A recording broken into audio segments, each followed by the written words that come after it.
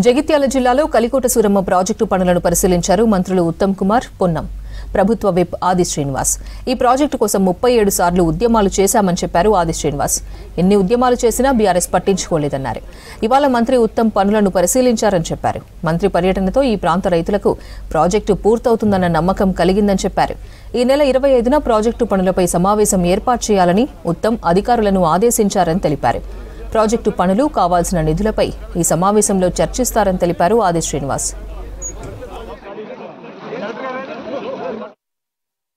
ఇది 22వ తారీఖు.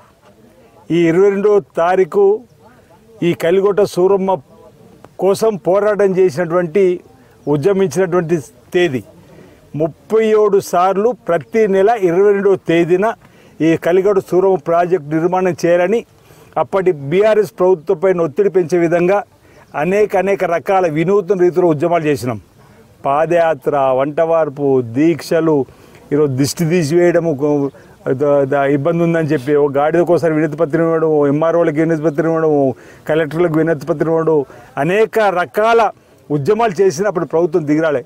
ప్రతి నెల 22వ తేదీన 37 సార్లు మీరు నిరసన వ్యక్తం చేసినప్పుడు ఇక్కడికి ఇప్పటి గౌరవ ముఖ్యమంత్రి రేవంత్ రెడ్డి గారు పీస్ అధ్యక్షుల హోదాలు కూడా రావడం జరిగింది.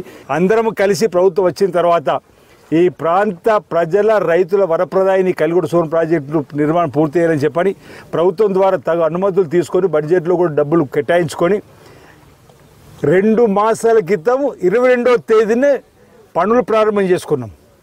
2 నెలల్లో మళ్ళీ 22వ తేదీన భారీ నిరుపేదలు ఉత్తమ్ కుమార్ రెడ్డి గారు, పొన్నం ప్రభాకర్ గారు పరిశీలనకు వచ్చి వీటిని పరిశీలించే క్రమంలో ఈ ప్రాజెక్టు మరింత ముమ్మరంగా పనులు జరిగి ఈ ప్రాంతానికి ప్రాజెక్టు పూర్తవుతున్న ఒక నమ్మకాన్ని సందర్భంగా వ్యక్తం చేస్తూ